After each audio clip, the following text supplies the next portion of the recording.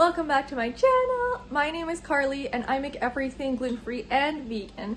And in today's video, we're going to be making a double chocolate chip bakery style 1 bowl single serve fudgy cookie. I did a little bit of thinking and chemistry and decided let's test and try it a couple different ways to see what comes out the best texture and flavor. I'm guessing the flavor's not really going to change, but we're going to test 3 different ways of making this cookie recipe and see what the best version is.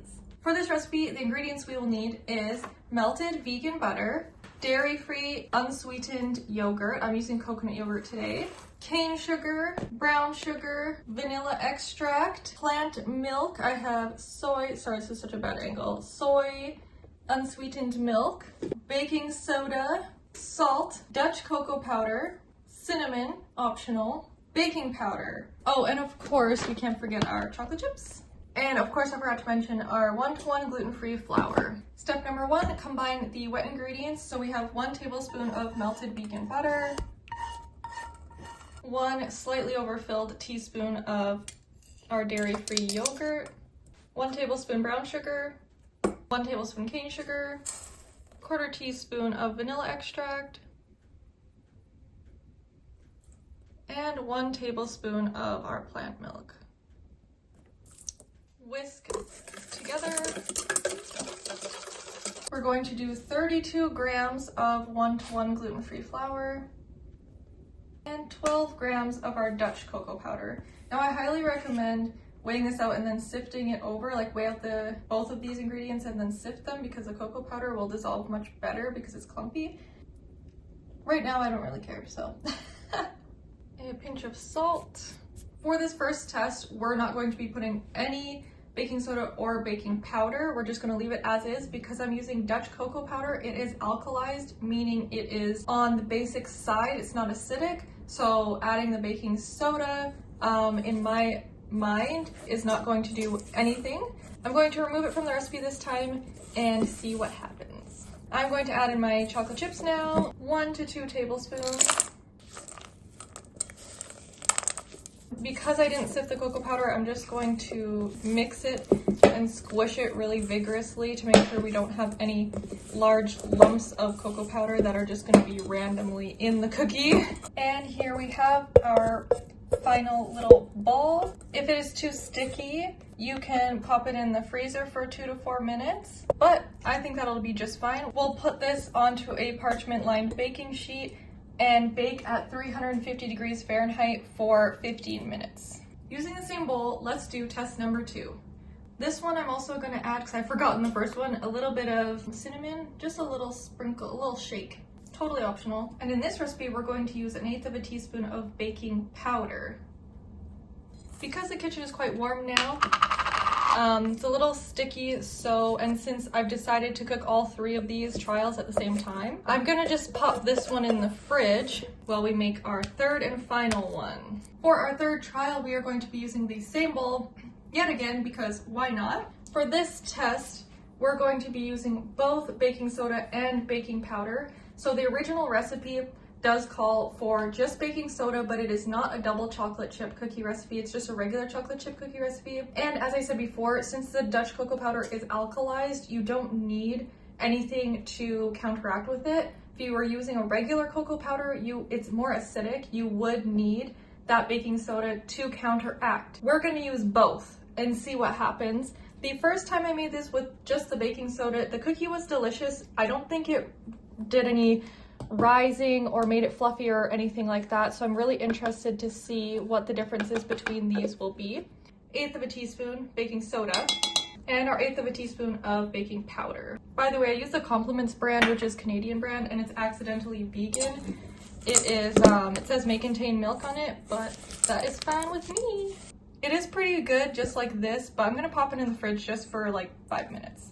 I just filmed the chocolate chip cookie version of this. If you guys want to check it out, I'll link it right here. I'm going to reuse the pan that I used because it just had this one cookie on there, as you can see. Now, in order to keep track of these, I'm going to do some different things. So we have our original, our first one, and it's still pretty hard. So that one had nothing, no baking powder, no baking soda. I'll put it over here.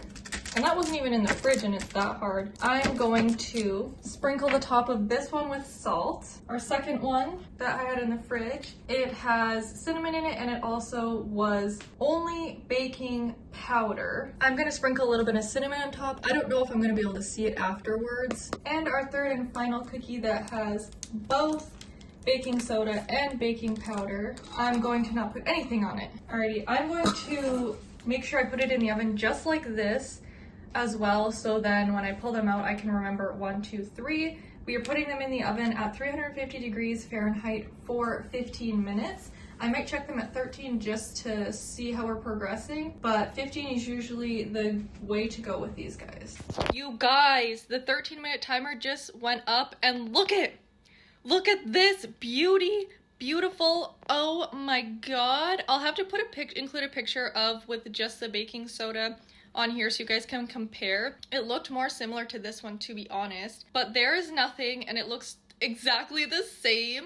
There is the one with just baking powder and literally it looks exactly the same too. It looks like it didn't do anything. And this one had both and oh my god, it's beautiful. So clearly that is going to be what we want. I'm so happy to do this test, but we'll wait till they, as you can see, we'll wait till they cool fully to see the insides and how they differ. I cannot get over how funny this is to me. So let's start off, let's inspect the insides. So they clearly look the same. This one has nothing, no baking powder, no baking soda.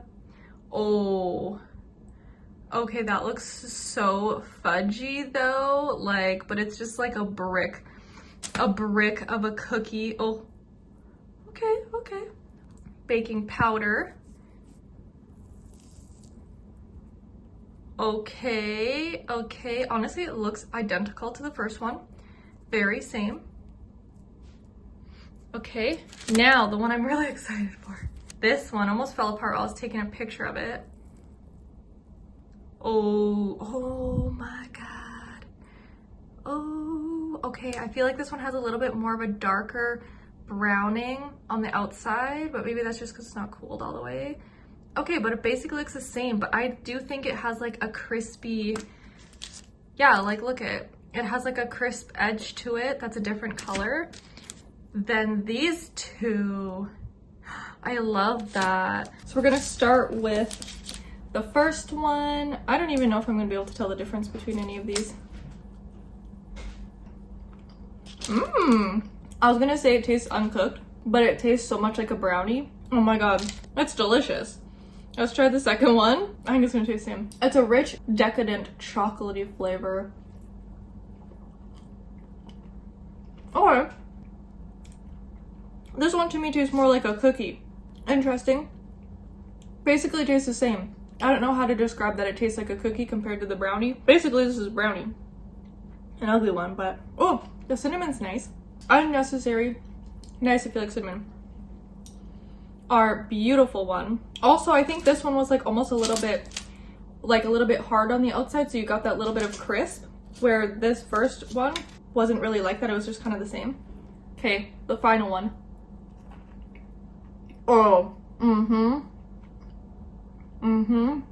it's got that, the entire outer edge has a little bit of a crisp, but the inside is so soft and pillowy, fluffy. I already knew by the looks of it, but I'm 1000% using both baking soda and baking powder whenever I make these again. Not only are they so beautiful, like on the inside and on the outside, but like, wow. They all very much taste the same, except for this first one. I do think it's more thicker, cakey, like a brownie texture. But this one, this is like unreal good. And I'm a double chocolate girly, okay? Chocolate chip is not really on the top of my list, but if I'm gonna have a soft, fluffy cookie, it's gonna be this one. That will be it for this video. I hope you guys enjoyed. I hope you learned something new for real, because I sure learned something new, and I'm gonna try in the regular chocolate chip cookies to use baking powder and baking soda to see what happens. If you haven't seen that video, I'll link it in the description. I really hope you guys try this recipe. If you like brownies, if you like decadent, chocolatey, delicious treats, try this recipe. It is so unbelievably good. And with that, like if you like, don't forget to subscribe, share with a friend, and I will see you in the next video.